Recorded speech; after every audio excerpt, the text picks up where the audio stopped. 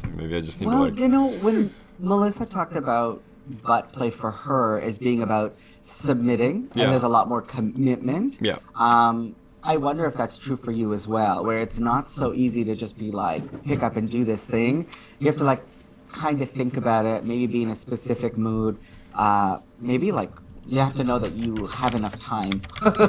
Yeah, that's true. It can take a bit of time to build up. Right. Have either of you, what are your thoughts on douching? Is this a thing you care to do, you ever do? I ask because, whether I'm talking to friends or I'm on Instagram, I'm getting ads constantly for here's like buy this thing for your butt, use this scrub for your hole, Right. buy this spray for your balls, and I'm just curious about like to the degree to which you buy into this and find it helpful and sexy to, or otherwise feel imposed upon by these restrictions for like hyper cleanliness. I think I do unfortunately err on the side of preferring cleanliness, but I'm realizing that that's not necessarily founded in any real substantive facts that like will lead to something bad that I can say this leads to this, and you know what I'm saying? Like it's not.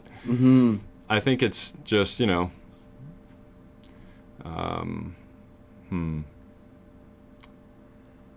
it's something I'm working on. It's something I'm working on, and I do know that if something's on my dick during anal, it throws it short circuits me, and I'm not necessarily immediately like like start losing my erection and start getting too distracted, but if it's just there present the whole time, I'm gonna lose.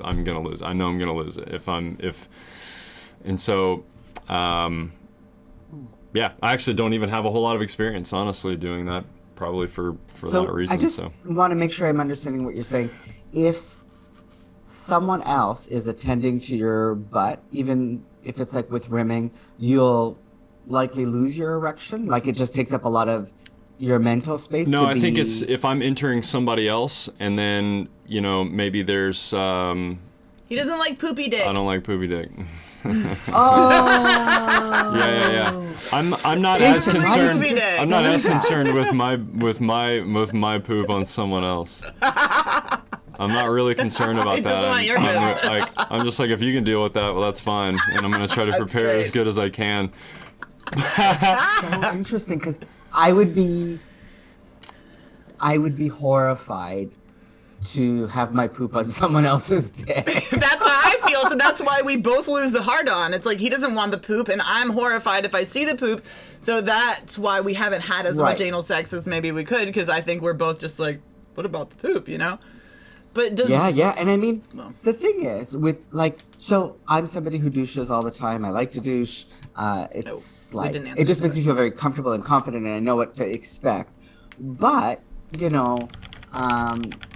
I've been with people who are like, they just don't, and they feel like they know their bodies so well. Like they are like, I'm regular enough. I kind of know what's what. I've taken a shower. It's enough, and they're fine.